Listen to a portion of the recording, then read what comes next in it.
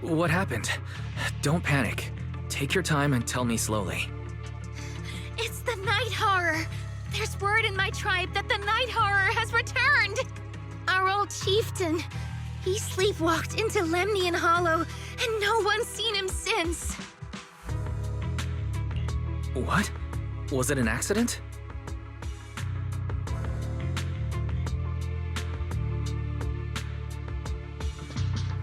A few days ago, some people came to speak with the chieftain.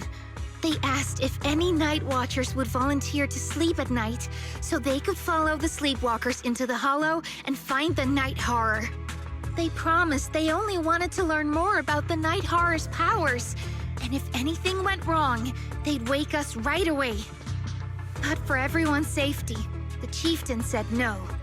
Not long after, people overheard the chieftain arguing with someone loudly. That sounds suspicious. Maybe those people got turned down and decided to get back at the chieftain. You know, by somehow getting him to sleepwalk? But they left right after they spoke with the chieftain. No one saw them return or sneak into the tribe. It looked like the chieftain just began sleepwalking because of the Night Horror. And following the fate of all night watchers, returned to the Hollow's embrace. This whole thing doesn't feel right. I've been carrying the staff he gave me, and I still remember his words. Maybe all night watchers will eventually embrace their fate, sleepwalking back into the hollow and becoming one of the ethereals. But until that day comes, we live as people. We live our lives to the fullest.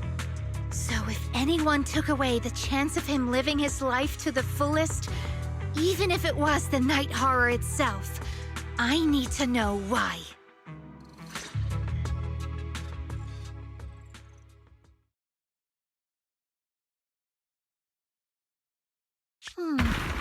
No other clues nearby, huh? What was that? Huh? Chestnut? Did you come looking for me to hang out?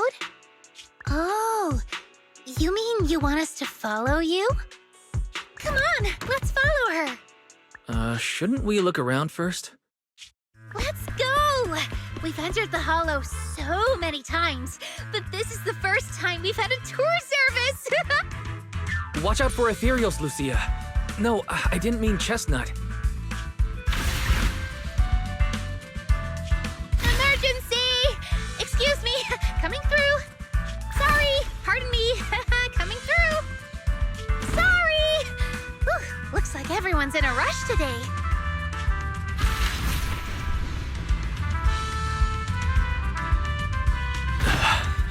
Who would have thought I'd hit today's step goal inside the hollow? Chestnut, what is it you're leading me to? Don't tell me this is all because another ethereal tore up her pillow. Have we finally made it? Wait, that's... Kieran? And what's that beside him?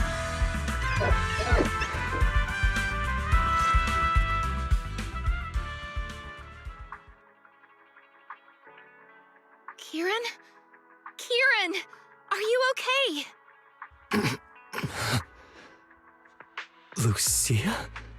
What are you doing here? I heard about the chieftain. I came here to see if there were any clues. What about you? Did you also sleepwalk into this hollow? I don't really remember. I asked a friend to keep watch for me, but somehow I still ended up sleepwalking. Before you guys woke me up, I had no idea I was here. At this hour, is it possible that your friend may have fallen asleep too? I don't know. I saw him as a friend. But maybe he didn't see me the same way. He's always in an investigator outfit. Last time I ran into trouble in the hollow, he was the one who saved me. Lucia knows. When things go south in the hollow, We Night Watchers are always the first ones to be abandoned. It's rare for anyone to turn back for us. What? Why? People treat you like that just because ethereals don't try to attack you? Mm-hmm. Especially when the ethereals come swarming, it really becomes apparent that we're Night Watchers. But then again, I guess it's not always intentional. Sometimes people genuinely can't tell. In the chaos, a Night Watcher in a helmet doesn't look that different from a frenzied maniac or a vicious striker. That's crazy. But the way you said it was kind of funny. Sorry. In dangerous situations, people tend to turn on anyone they see as different. When panic hits, those so-called teammates usually choose to abandon us first. And they always say things like, "You'll be fine. The ethereals won't attack you. Just hide here. We'll come back for you when we can." But most of the time, no one comes back for us. That's why, after that guy saved me, I really thought he was a true friend. I understand what you mean. But has he been acting strange lately? Strange. Well, lately, he's been asking a lot about the night horror. And really digging into things like how we communicate with ethereals. Does that count? Communicate with ethereals? Yeah, he saw me trip over a beholder engine once. It just looked at me and left me alone. Didn't attack me or anything. After that, he got it into his head that Night Watchers must be able to communicate with ethereals. It has the power to calm them down. By the way, speaking of calming and communicating with ethereals, isn't that your specialty, Lucia?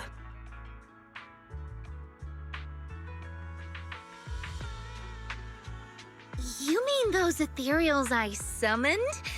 Oh, that wasn't me controlling them. That was just an optical delusion. I layered some visual effects on top of simulated ethereal attack patterns, so it looks like they're there, but it's all just illusion. I see. But what about this thing? Oh, that's Chestnut. This ethereal's been sitting there quietly this whole time. I thought maybe it could understand us. Wait, is it one of your illusions too? Ah, yes, totally. When sitting still, she doesn't use much ether, so she looks really well behaved. But if you try to make her do something, she can be a little slow.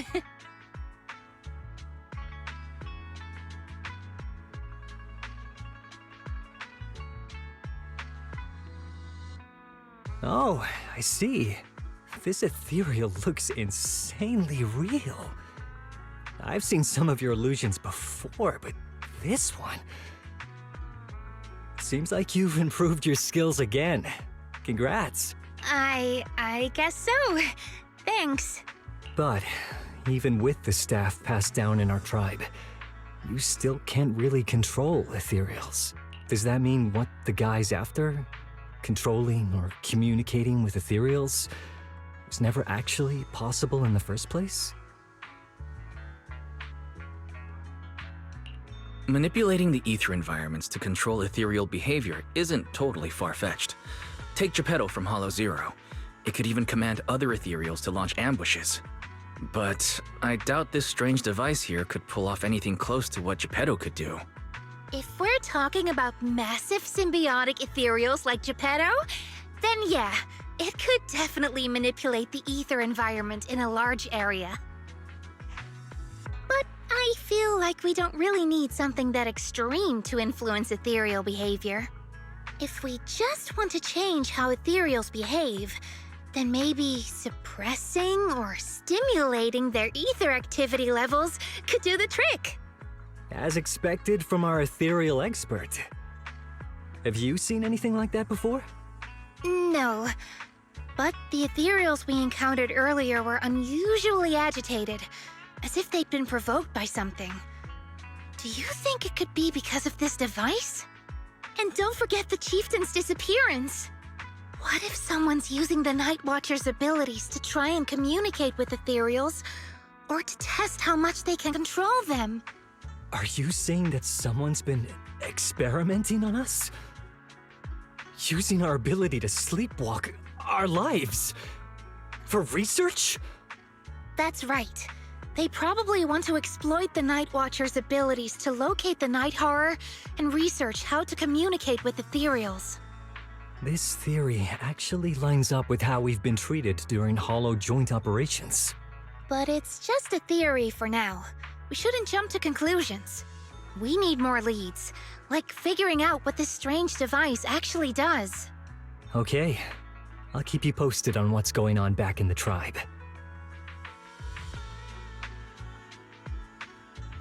Oh, it's nothing. I was just wondering why the chieftain chose to give me the staff. If a family in Eridu had been holding on to a secret weapon, you'd expect it to go to someone powerful. Someone who could last the longest in the Hollow.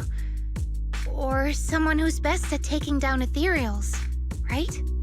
Not that the Night Watchers believe whoever slays the most ethereals is the strongest, but I don't exactly have any other qualities that stand out. But you really know the ethereals. The staff is a relic left behind after the Night Watchers confronted the night horror. Giving it to the person who understands the night horror best totally makes sense. That does make a lot of sense. Actually, I've always had doubts about the true purpose of this staff. For decades, our chieftains have used it to fend off ethereals and protect our people from Hollow disasters. But for me, defeating ethereals was never the goal.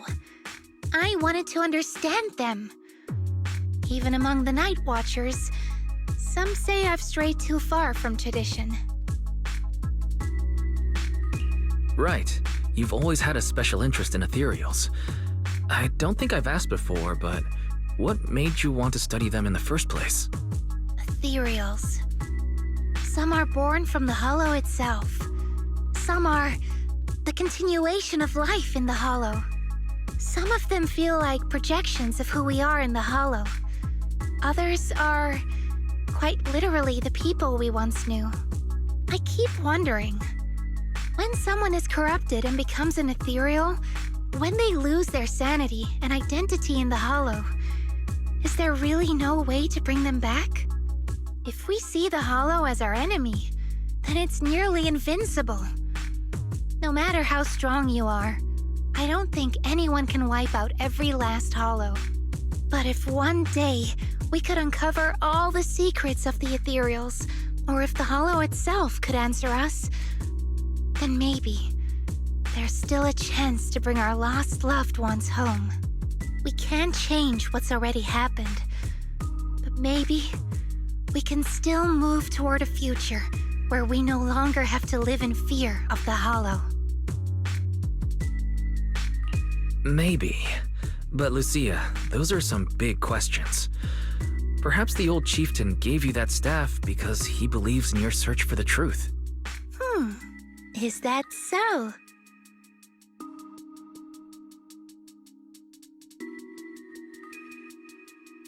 Well, there's no way the two of us can figure everything out just by thinking. Let's not stress ourselves out. Phew. So much has happened tonight. I'm exhausted. I should head home and get some rest. But I'm sure we can find out more about the chieftain and Kieran. Once I hear something new, I'll let you know.